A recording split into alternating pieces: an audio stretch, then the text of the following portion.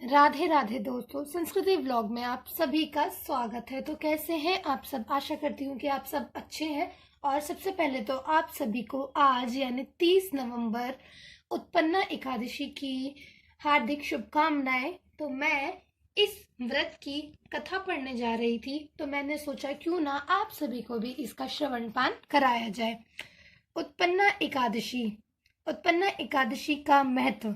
धर्मराज युधिष्ठिर एक बार कहने लगे, हे भगवान, मैंने कार्तिक शुक्ल एकादशी अर्थात प्रबोधिनी एकादशी का सविस्तार वर्णन सुना।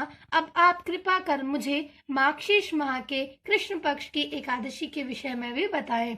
इस एकादशी का क्या नाम है और इसके व्रत का क्या विधान है, इसकी क्या विधि है, इसका व्रत करने से किस फल की प्राप्ति होती है। कृपा कर यह सब मुझे विधि पूर्वक कहिए। तब श्री हरि कृष्ण बोले, मार्गशीर्ष माह के कृष्ण पक्ष में आने वाली एकादशी को उत्पन्ना एकादशी कहा जाता है।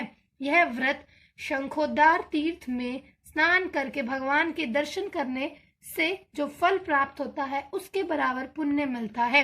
व्रत करने वाले भक्त को चोर, पाखंडी, पर स्त्रीगामी, निंदक, मिथ्याभाषी तथा किसी भी प्रकार के पापी से बात नहीं करनी चाहिए।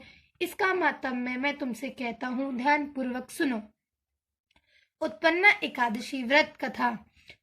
युधिष्ठिर कहने लगे, हे भगवान, आपने हजारों यज्ञ और लाखों गौदानों को भी एकादशी व्रत के बराबर नहीं बताया, सो यह तिथि सब तिथियों में उत्तम कैसे हुई, बताएं।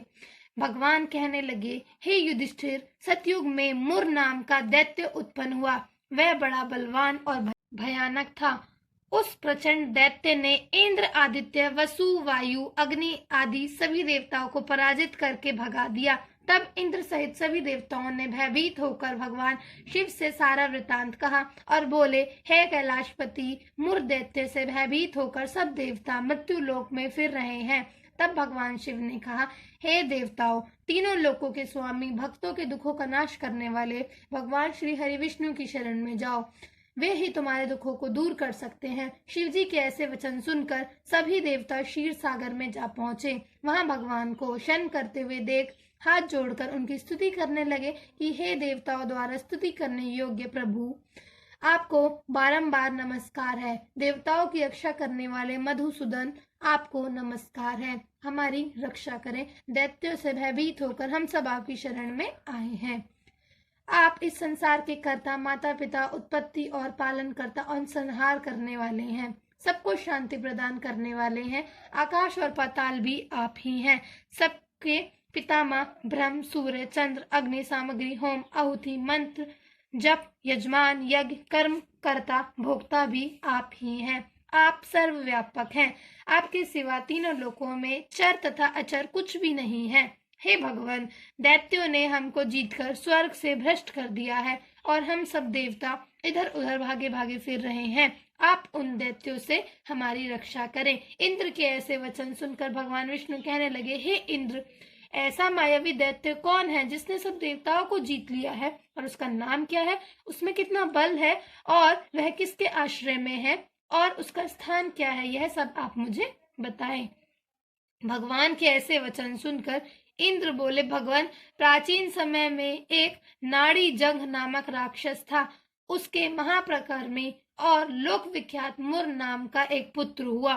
उसकी चंद्रावती नाम की नगरी है। उसी ने सब देवताओं को स्वर्ग से निकालकर वहां अपना अधिकार जमा लिया है। उसने इंद्र, अग्नि, वरुण, यम, वायु, ईश, चंद्रमा आदि सबके स्थान पर अधिकार कर लिया है। सूर्य बनकर स्वयं ही प्रकाश करता है, स्वयं ही मेघ बना बैठा है और सबसे ज्यादा अजय है। हे असुर निकंदन, उस दुष्ट को मारकर देवताओं को अजय बनाए। यह वचन सुनकर भगवान ने कहा, हे देवताओं, मैं शीघ्र ही उसका संहार करूंगा। तुम चंद्रावती नगरी जाओ। इस प्रकार कहकर भगवान सहित सभी देवताओं ने चंद्रावती नगरी की ओर प्रस्थान किया। उस समय जब दैत्य मुर सेना सहित युद्ध भूमि में गुजर रहा था, उसकी भयानक गर्जना सुनकर सभी देवता भय के मारे चारों दिशाओं में भागने लगे। जब स्वयं भगवान रणभूमि में आए तो दैत्य उन पर भी शस्त्र अस्त्र लेकर दौड़े। भगवान ने उन्हें सर्प के समान अपने बाणों से बींध डाला। बहुत से दैत्य मारे गए, केवल मुर बचा रहा। वह अविचल भाव से भगवान के साथ युद्ध करता रहा। भगवान जो जो भी तीक्ष्ण बाण चलाते वह उसके लिए पुष्प सिद्ध होते। उसका शरीर छिन्न भिन्न हो गया, किंतु वह लगातार युद्ध करता रहा। दोनों के बीच मल्लयुद्ध भी हुआ। 10,000 वर्ष तक उनका यह युद्ध चलता रहा, किंतु मुर नहीं हारा।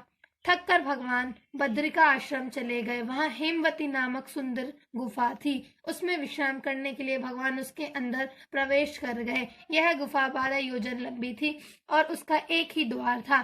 भगवान वहां योग निद्रा की गोद में सो गए। मुर भी पीछे पीछे आ गया और भगवान को सोया देखकर मारने को उद्यत हुआ। तभी भगवान के शरीर से उज्जवल कांतिमय रूप देने वाली देवी प्रकट हुई। देवी ने राक्षस मुर को ललकारा, युद्ध किया और तत्काल उसको मौत के घाट उतार दिया।